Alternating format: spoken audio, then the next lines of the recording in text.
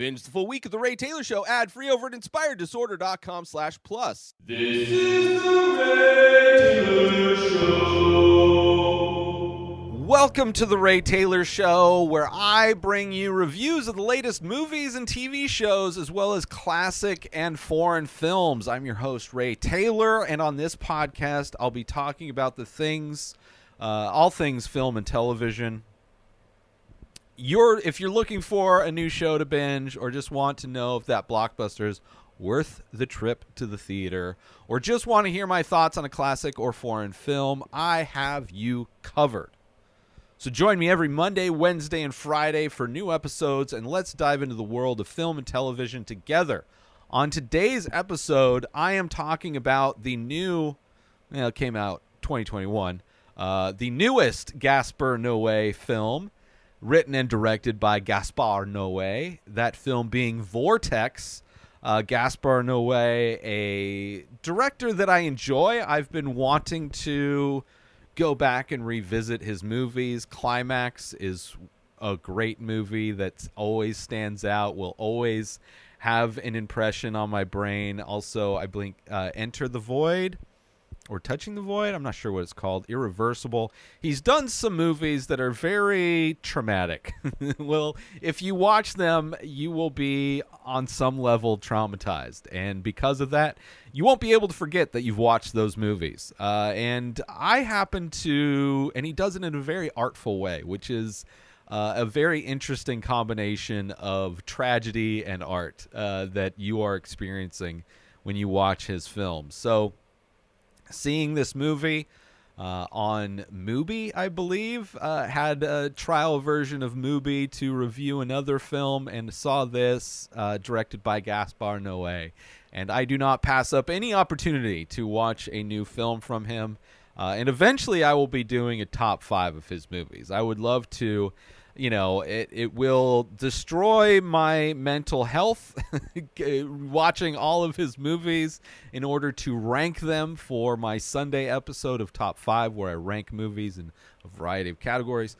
But I will do that because I want to go back and revisit his films, and I do enjoy when I watch all of a director's films at once.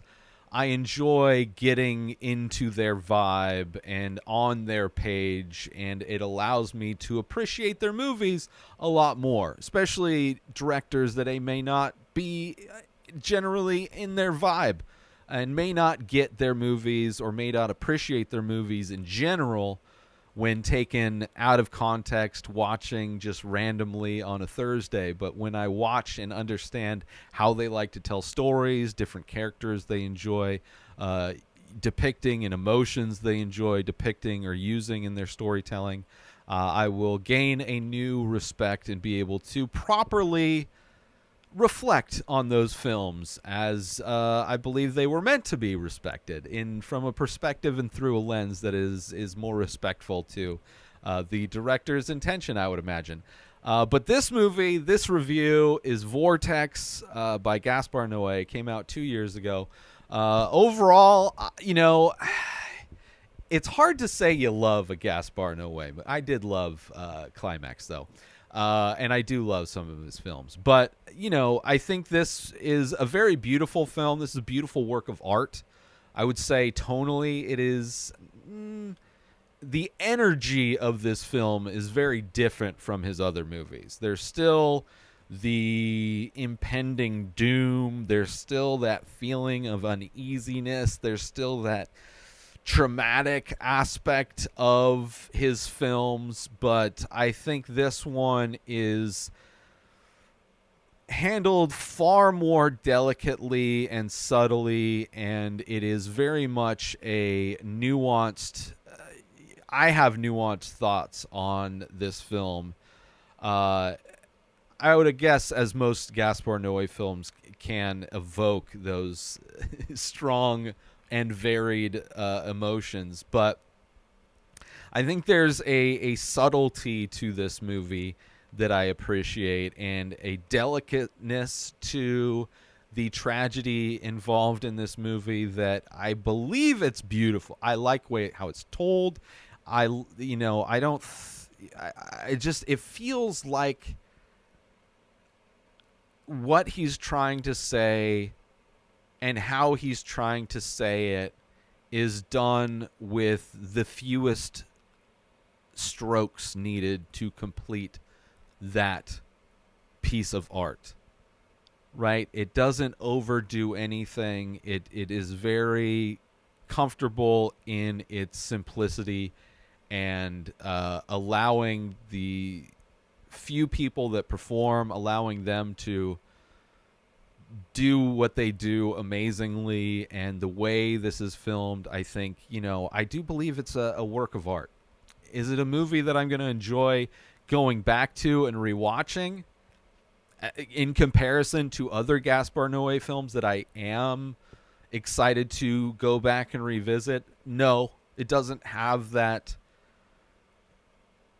ride necessarily. Like, even though it's a tragic ride, a lot of his movies, this is one where it's like, I think I'm good. Obviously, and down the line, I'll probably want to revisit it just to refresh myself on it, because it is in a lot of ways different from his movies. In a lot of ways, but still I think handles and tackles and uses similar emotions and evokes those similar emotions in the audience. And if you like the tragedy of a Gaspar Noé film, then, but you want something maybe less chaotic, right? I think if you like Gaspar Noé, I think you'll like this. It is different. It's still clearly it doesn't feel like another director. It just feels like maybe a more mature Gaspar Noé. And apparently this movie was filmed after he suffered a potentially life-threatening brain aneurysm, I think. So this was his first film back after experiencing that, and maybe that event changed him and is allowing him to be and work in a space that's more controlled and less bombastic, as it were, like some of his other films. So, if you like his stuff, you may love this one. I think I loved it for, the artistic nature of it. I do believe this is like a work of art. So the basic idea of this movie, it's very much a cinema verite, kind of a slice of life. It is filmed in a split screen, so there are two cameras running simultaneously. There are two main characters, this old couple. There's a couple. We see their son and we see their grandson in scenes. There are a few other characters here and there throughout the film, but primarily it's following this old couple, one camera following one person, right? And when they're in the same room, you get sometimes it's almost like a widescreen with a line in the middle, and then other times it's clearly one camera's on one person, one camera's on the other person. The cameras also do this thing where they shutter to cut between takes clearly, but it almost looks like the camera's blinking, and you have these two cameras, so it's almost like the way it's filmed as the audience, you're perceiving it as if you're sitting in the mind of somebody that's this omniscient presence that's following these people around, who are primarily in their home the entire film. Just these two old people slowly shuffling around their apartment, which sounds boring on paper.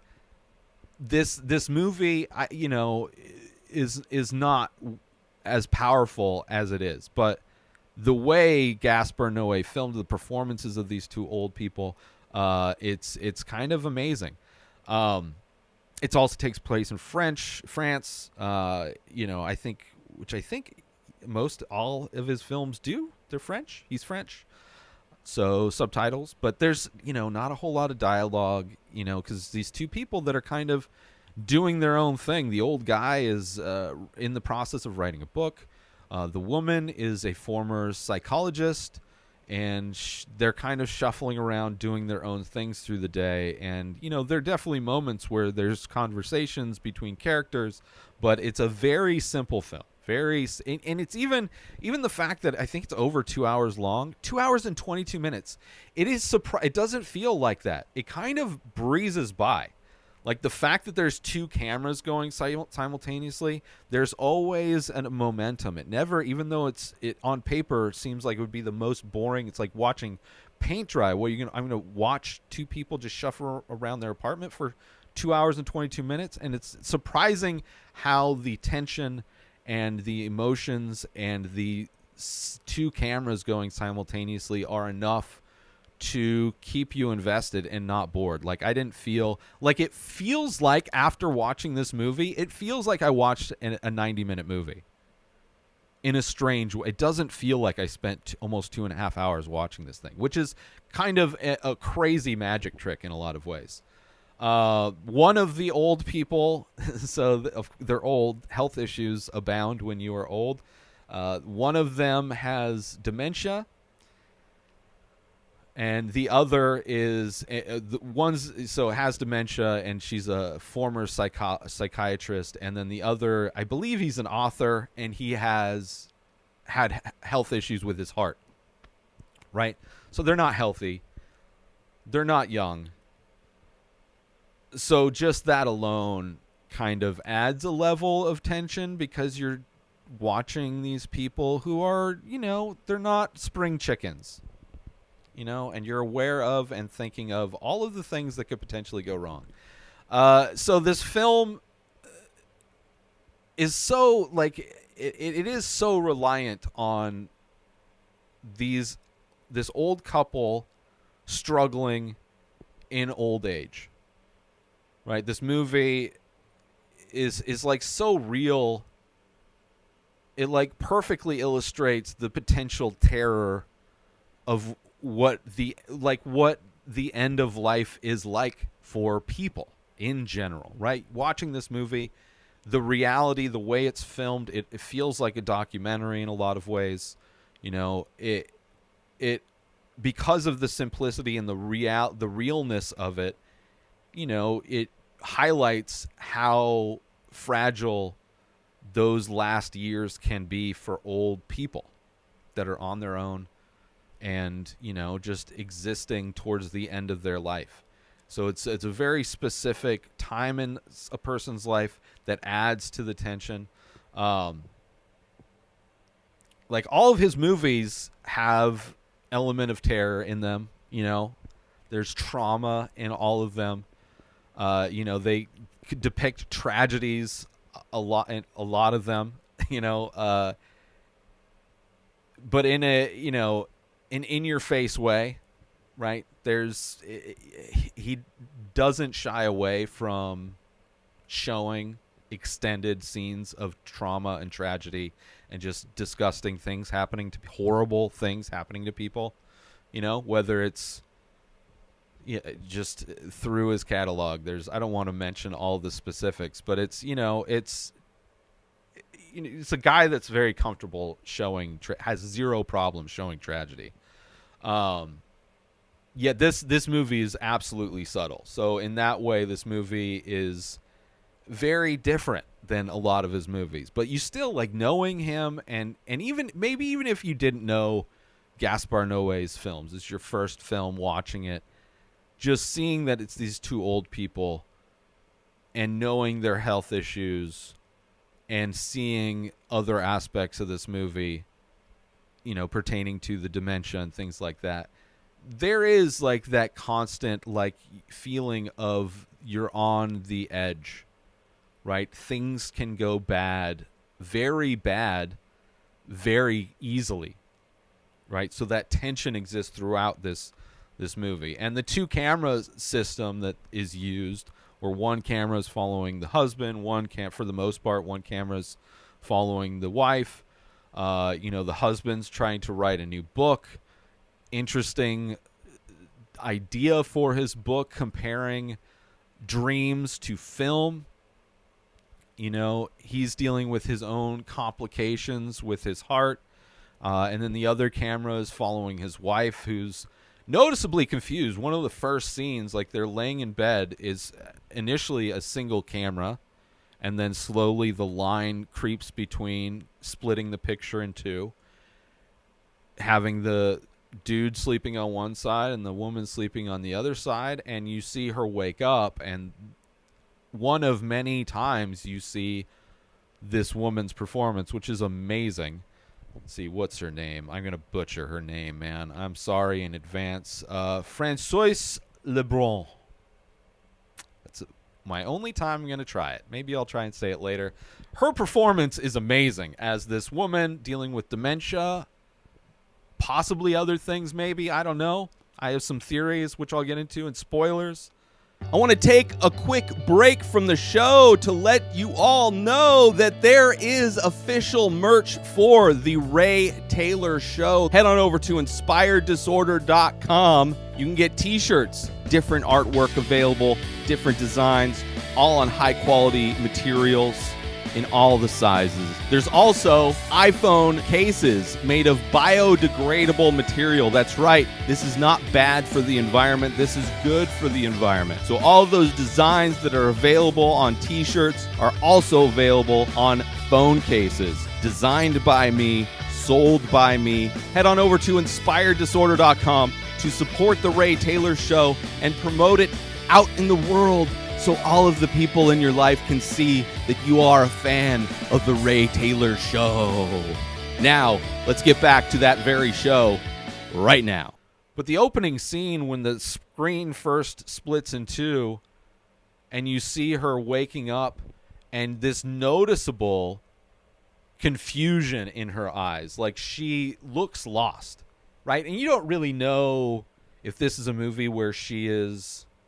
You know, if you know the premise that she has dementia going into it, you don't know what stage. Like, is this something that is new? Is this movie depicting her finding out, them finding out that she has dementia? We don't know the progression. We don't know the level of dementia. But there's moments where she doesn't seem like she's lost or confused. But clearly there's that moment where she's waking up and she looks like she's looking around like, how did I get here? Where am I? Right? Almost terrified look in her face.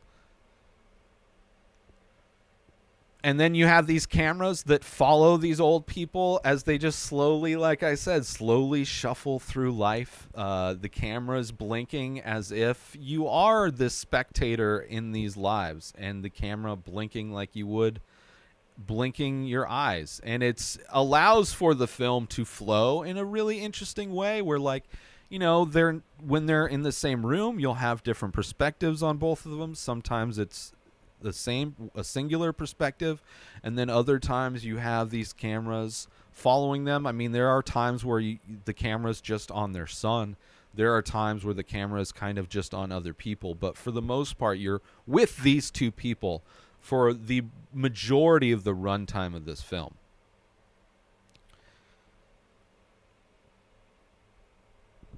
And their home is, you know, it's a home that's clearly lived in. Their home is like, they are literally surrounded by books everywhere. You can't, like, walls do not exist in their home, right? Every wall has a bookshelf on it that is full of books. Every desk, every surface is covered in papers. It's covered in magazines. It's covered in books. Like, this is a home that is packed full of people that have lived there.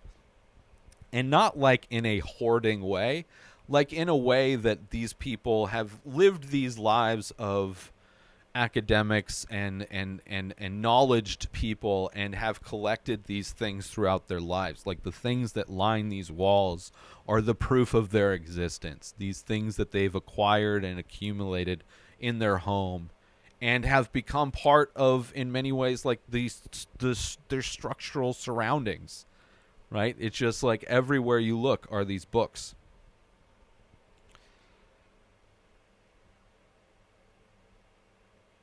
And despite the film being so slowly paced in a lot of ways, it's still able to like instantly add so many stakes to what's going on, right? Because you're following these old people. You don't know what's going to happen. It's kind of, there's constant, you're, like I said, you're on the edge. There's always that potential. whether you know you're watching a Gaspar Noé, which you should have the feeling of any moment something terrible could happen to somebody, but also just if you don't know that, just watching them as they're just, you have that feeling of tension while watching this movie, which is a very interesting thing. You know, and I think the split screen definitely adds a lot to the movie. It allows there to be just enough action and things going on that where like maybe one person's doing something that's kind of boring and mundane, the other one might start and you're like, well, what's this guy doing, right? So it allows you to kind of go between, but still always know what the other one is doing, which is a very interesting kind of a way to tell this story, where it's almost they're passing the baton of energy between the two of them, of momentum with the story, just enough to make what would be on paper very boring, give it a feeling of not taking forever for some reason. It's so weird. On paper, this movie would be horrible. But in reality, I think it's, you know, the simplicity of it and the subtle nature of it and the art house take almost cranks up, like, you know, his stuff is normally cranked up to 11, and this takes definitely more of a subtle approach to it, which I think is really, you know, I think it's almost easier to digest as opposed to some of his other films. And like I said, we, in addition to the main characters, we see the son and the kid. Their son has his own son, right? Which, like, you don't know what's going to happen to any of these people.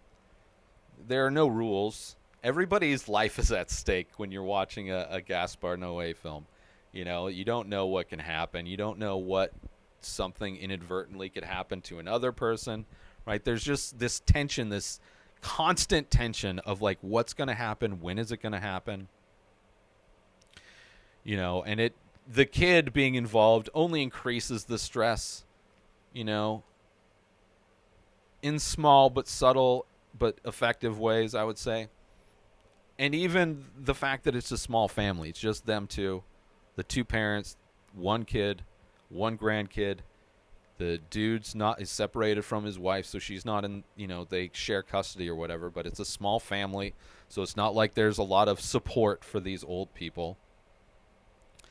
But it's a powerful movie. It's tragic. I'm going to get into spoilers here pretty soon, but, you know, I just think it feels authentic to the reality of what so many old people face in reality and their families deal with, right? It because it's so grounded in that way, I think it shines a light and it really highlights the realities for a lot of people.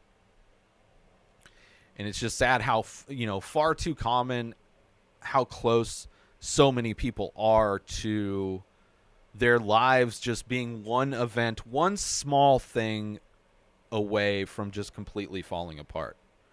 Right? Like everything in this movie is held together with a frayed thread, right? Not just a single thread, a single frayed thread, right? That's why that tension exists, because it's like at any point that's going to give, like any small thing is going to completely destroy, completely ruin this house of cards that is just delicately stacked and existing. You know, which I would say makes it very different in a lot of ways from other Gaspar Noé films, but still works with a lot of the same emotions, and in many ways is a work of art. Surprisingly, you know, it's a beautiful delicateness to it, and amazing performances again from the woman who plays Ella, the grandma, Françoise Lebrun. But let's get into spoilers. So if you don't want to be spoiled on what happens in this movie, and if you don't mind knowing the details of this movie, then stick around. But this is your warning. You have been warned. These are the spoilers. But I mentioned the looks on her face while she's lying in bed in the opening. And that's not the only time, right? There's many moments where you don't know her state of being, right, away, and you feel like at first I thought she was at the early stages, right? This is going to be a movie about her, an event happening where she finds out that she's got dementia. In this movie, she wakes up after she wakes up and has that confused look on her face, kind of shuffling through her morning routine. And, she seems like she's with it. She's doing her things. She doesn't seem confused or lost. She, does the coffee thing. She goes to the bathroom. It's two old people just living their lives. Let me tell you, it's not like action-packed movie, but you're still like, oh, something's about to happen. What's going to happen? And then she shuffles off to like run some errands, right? There's nothing that you really would show. I didn't feel like anything was necessarily out of the order. But then as she's out wandering in and out of different stores, right, you realize that she's confused, right? She's lost, right? So it's like, oh, she's having a spell. Maybe she forgot where she was going or whatever. Then her husband starting to worry about, can't reach her, trying to call her on the cell phone. She's not answering her phone. So like his reaction, we realize that like, oh, maybe there's something more to this. Like, oh, like he's worried about her. But he's able to finally track her down, thankfully, right, and bring her home. And he's like worried about her because his view of the world is that it's full of danger. People are horrible. People are going to take advantage of her. People are going to hurt her. And then her view is much more accepting and thinking people are nice. I would say depending on who you are, people tend to treat you differently. But I would say in general, people tend to be pretty nice unless they're desperate, unless they're have a mental issue, or they're, like desperate for money, they're poor, they're struggling. There's a lot of reasons that can send somebody into a negative, downward, dangerous place. And, you can't necessarily assume everybody's out to attack you. But also you have to, be street smart about it. You can't just assume everybody's nice, right? You have to be somewhere in between these two old people's kind of assumptions of reality. And we find out his book is related to cinema, dreams and cinema. And he was comparing it in this one scene how when you're in bed, sleeping in bed is very much like when you're in a movie theater, a dark movie theater watching a movie, right? You're disconnected from all the other people. You don't have control over what you're seeing, right? Very much like how this movie is filled. You feel as an audience member watching these two old people, you feel very much out of control, which is something which is like when you're in a dream. I mean, sometimes maybe you have control, but there's a lot of times in dreams where like maybe your intentions don't, you go to punch something and you feel like you're underwater, like you're moving in slow motion, or you just can't bring yourself to do a thing, right? There's that control that is out of your hands, whether you're dreaming or watching a movie. And so it's an interesting kind of concept for his book that he's putting together, right? And also in many ways relates to film, relates to the movie that you're watching in a lot of ways, which, while you're watching this movie, watching the woman shuffle around and do her thing, you have dread because you don't have that control. So I think, this movie explores that idea and shows, and I think that's why this movie works, is because of that relationship you have as the audience to the movie, that you are disconnected and you don't have that control. So I think, it's Gaspar going like, see, this is why this movie's going to work. You find out that the guy has a side piece, right? Which I think in some ways makes it so he's not completely the victim, but also shows how, as the audience, you still care for these people, but it highlights how complicated people can be, right? It's not so easy as like, oh, he's a good person, he's a bad person, right? it's not so binary as far as who you as the audience could be sympathetic with, because you sympathize with this guy even knowing that he has a side piece and his wife is not there all the time, right? He's going out on his wife, but then you still you still have, because he clearly still has compassion for her, right? I think it just serves to highlight how complex and difficult people are, how it's not so easily defined if somebody's good or bad. And I think that's primarily because she doesn't really have much. It's just an aspect of this movie, and I think it's just helps to decorate the character in a way to express how complex people can be, whether they do good or bad. And then you have the son who's dealing with his own out of control human, right? Their son has his own son, so their grandson, and he's a kid you don't have control over. Kids do things, like there's a scene where the kid's playing with his cars on the table, upsetting people, being loud and annoying, but it's out of your control, right? There's only so much you can do to control a child. And I think the fact that this their kid has a kid just shows that, he can't just remove himself from his own responsibilities in order to help. It just further shows how alone these older people are, because their own kid has their own kid. And it also, in this movie, we see that everybody's financially struggling, just making ends meet. Their son is a filmmaker, editor, kind of is able to pick up jobs here and there, but only makes enough to live. Similarly with these old people that are surviving, there's, it's just people kind of on the edge, living paycheck to paycheck in a lot of ways, and just highlighting how precarious the situation is.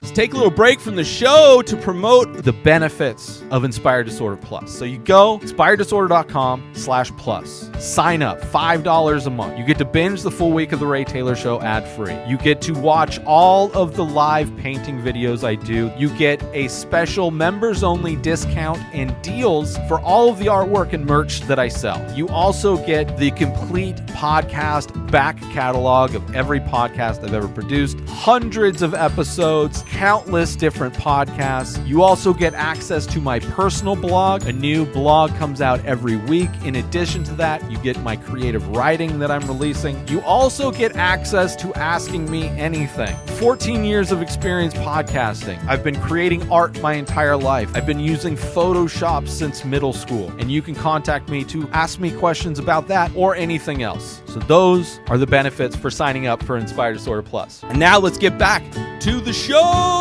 And then when the son visits, we see how bad her situation is, right? We see that she doesn't know who she is. She doesn't know who her husband is. She doesn't know where she is. She almost goes in to kiss her own son. Up until that point, it feels like she only has moments where she's kind of out of it. But then when he shows up, it's like, oh man, it's so much worse, right? And we find out, because she was a former psychiatrist, knows the pharmacists in her local area, that she has been writing her own prescriptions for things. And his son is worried about his dad. Is like, make sure he's taking his medication too. He's like, make sure she doesn't mix up your medication. Not that she's going to purposely try to kill you or anything, but, you don't want accidents to happen, and it's so easily can happen when you have this person that's not cognizant of what they're doing most of the time, right? And there's clearly moments where she is there, but there's definitely, we see how bad it can get where she just doesn't know anything anymore, And there's even a scene, right? There's even a scene where it shows her, as they're puttering through their life, shows her sitting at the table, taking pills out of their packaging and putting them in a glass and crushing them up. there's moments in this where it seems like she's doing things intentionally, but then there's always the thought of, like, does she even know what she's doing, right? It seems like she's doing these things knowingly and on purpose, but it's like, it's so stressful to watch this happen. Her crushing these pills up and putting this, like, liquid out of another medicine bottle in it and stirring it up, making this cocktail. It ends up not turning into anything. We don't know what happens with that, but it's stressful watching this old woman just put these things in a glass and crush them up. And it's like, what is she going to do? Is she going to, like, serve that to her husband? Is she going to accidentally kill him? Is she going to drink it? Is the kid in some way, the grandson in some way, going to get mixed up in this? It is just like these subtle things that just provide just terror as you're watching. You're sitting here without any control, nothing. They're just on their own. You're watching these things could potentially cause a complete and utter tragedy. And it's insane. You know, there's times where she seems like she's focused and she knows what she's doing, right? There are definitely scenes. But then there's, you know, also scenes where she forgets to turn the gas on. She turns the gas on the stove, and her husband just smells it and turns it off, opens up the windows, you know. So it's like it's constantly fluctuating between where, like, is she okay? Is she not okay? Is this intentional? Right? Because some things kind of seem intentional. Like, does she know her husband is cheating on her? Maybe she does. Right? There's a scene where she's taking money out of his wallet and just stuffing it into her bra, and, like, her cleaning up his desk and stuff. Like, clearly trashing, like, tearing up his stuff he was working on for his book before. Right? Just kind of cleaning up. I mean, there's stuff everywhere in this apartment, but she's kind of cleaning up. And as you're seeing this, he's, like, in the shower, taking a shower, right? Because you have the split screen. And you're seeing, just watching her clean up is like, oh no, she's trashing his work. And it's like, you know, all of these moments of, like, oh no, this dread where you have no control. And you're seeing how, like, events are happening out of this old guy's control as well. Where it's like work that he's working on and things just kind of getting trashed.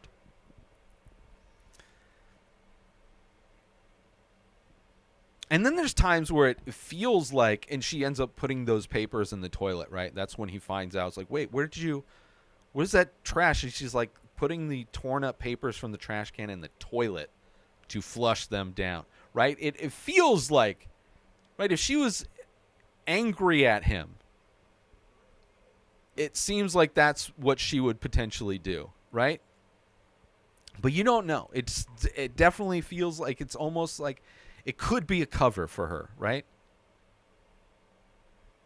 And then we see what the son kind of does on, you know, he's helping to hand out, like, clean needles and, like, helping people who have drug problems get safe equipment so they don't, you know, get hurt, right? Which a lot of other countries deal with addiction in a lot more humane ways instead of what we do in America, where it just treats you as a criminal all of the time for any reason. So you see him. So it's like clearly setting up that he's had issues with drugs, right? Even to the point where, like, one of a user is asking to come into his apartment so she can use. And she's like, yeah, I got stuff. If you need stuff, I got stuff. And if I'm there using there, then I'm right there. If you decide you want to change your mind and you want to start using. So it's clearly setting up that he's had a problem, which only adds to the fact that, like, you know, just it's setting up all of these things where you see how precarious every single person's situation is. And then there's, you know, times where,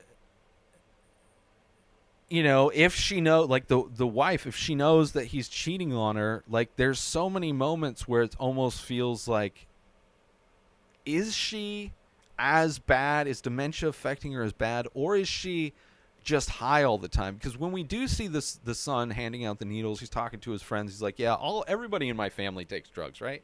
Obviously, different reasons, medication, but drugs. And she is taking the most drugs out of everybody because she has access to all of the drugs she wants. She can write a prescription for anything she wants, and in a clear state of mind would know what all these drugs are going to do. So there's part of you that's thinking, there's part of me that's thinking, like, is she just drugging herself up because she's not happy with her life? Is she so out of it because she's so high? Because there are definitely times when people are on tons of drugs where they feel like they don't know who they are, they don't know who you are, they don't know where they are, right? And is that from her dementia, or is that from her abuse of drugs, right? Is she doing that because she's unhappy with her marriage because her husband is cheating on her? Is she trashing his stuff to get back at him? Is the dementia used in some ways as an excuse, right? Maybe it's not as bad as it is. And of course, we don't get clarification on all this, but it definitely makes her situation seem ambiguous and makes some of the things that she does seem like maybe they're on purpose and vindictive, which is crazy. It feel bad, right? Because maybe she just does. Maybe it's just all dementia, right? And it just looks like it looks. And then, of course, you know, this whole movie, it's like, it's not if things are going to fall apart. It's like, you know, things are going to fall apart. And when it starts falling apart, it's brutal, right? Obviously, because everything is just held together with a single frayed thread, right? It's not going to take much. And you think it's going to be her, right? It's going to be something she does to either hurt herself or hurt somebody else, right? And that's not what sets it off, right? So what sets it off is the dad starts wheezing, and he starts having his heart issues. And, you know, when that starts happening, you know, it's like, okay, we are at the beginning of the end here. You know, we are at the beginning of the end. You know, he eventually dies, right? Brutal, beautifully shot, everything. The, you know, thing where he's in the hospital, and then now you see him covered up. You see how the son, you know, now he has to take care of his mom somehow, while also he has this kid that he's sharing custody with his wife, barely making ends meet. You know, he's got to put her into a home, I guess. But it's like you see his, like, kind of like crumbling, right, as he's crying in her lap.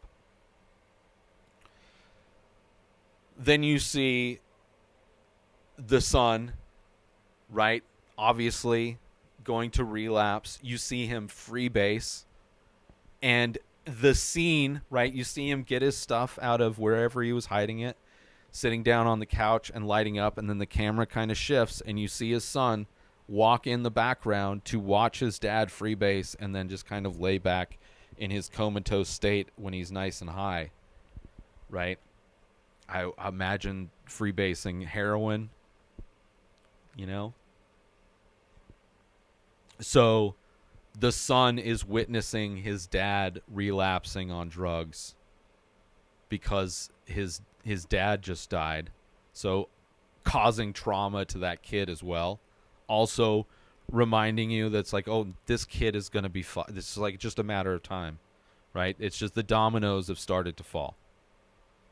And you see the grandma, which also kind of in some ways indicates that she's cognizant of what's going on. You see her flushing all of her drugs, right? Maybe because she's regretful that she was drugged up so much. I don't know. But you see her trying to flush all these drugs, and then you see her go into the kitchen and do what she did before that her husband thought was an accident. You see her go into the kitchen and turn the gas on and then go into her bedroom and lay down while she's saying the Lord's Prayer, right? Clearly seemed clear-headed in those moments. So it's like these moments that make you question, like, was she? Like, did she know? And then it's her funeral. And they play, like, the son speaks. And then they play a slideshow of pictures of her life. Right? Which is sad. Seeing their parents young. Right? They clearly got pictures from them as young actors. Photoshopped well, you know, I guess. And then you see a slideshow of their apartment that is now not being lived in. And you see the slideshow of everything slowly being boxed up in their apartment.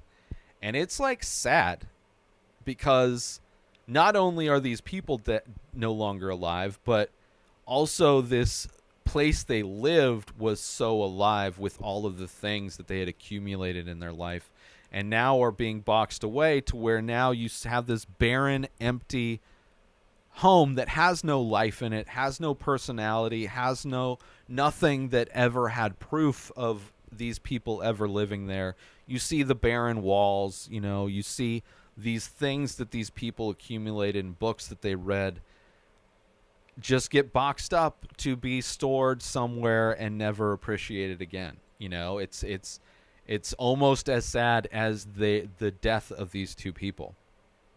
No trace of their existence anymore. And overall, I'd say a very beautiful end to this movie. Very slow, tragic, unavoidable crash that you knew was going to happen.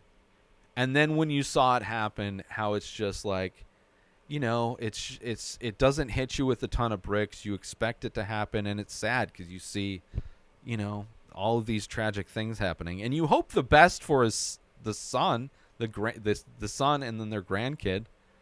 But obviously there's no conclusion with them. But hopefully he gets back into treatment and all that stuff. But tragically beautiful movie. I would definitely say a work of art, but I don't know if I'll watch it again. But I'm very glad I did watch it. It's one of those things, right? You got to experience it, right? There's a lot of tough movies like that are, they're amazing. They're amazing. They're powerful. They elicit the emotions they intend to elicit, which, is a success if that's what their desire was. If a comedy makes you laugh, it's a success. If a Gaspar Noé movie fears you, makes you terrified and stressed out and worried and traumatized on some level by the end, then he did his job. I don't know. Will it make his top 5? I don't know. It wouldn't be high on his list. It wouldn't be high on his list. But eventually, I do want to do a top 5 of his movies, rank them, watch them. His movies don't necessarily, I don't know of any that leave you feeling good by the end of them. But that's maybe how you know that he did his job, because he definitely knows how to orchestrate those dark and scary emotions, like very few directors do, right? He knows what he's doing. He is an artist. Like the emotions that he paints with, they're tough, they're dark, they're tragic, but he's a great artist with those things, I would say. So thank you for tuning in to the Ray Taylor Show. I hope you enjoyed my thoughts on Vortex. Don't forget to tune in every Monday, Wednesday, and Friday for more movie and TV show reviews, and join the conversation by leaving a comment and a rating. Leave a comment or rating on your favorite podcast platform or on YouTube if you're watching this episode. And until next time, enjoy the show. New episodes of The Ray Taylor Show come out every single day. Subscribe on YouTube and everywhere our podcasts are found. Binge the full week over at inspireddisorder.com/plus. Buy Ray Taylor Show merch over at inspireddisorder.com. Have a wonderful day, everybody. Peace out! Today is the day where you wake up and you realize that everything that you've been dreaming about, everything that you've been wanting, every goal and wish and hope that you've ever had can become real. Dreams can come true. What you manifest in your mind, you can bring to reality.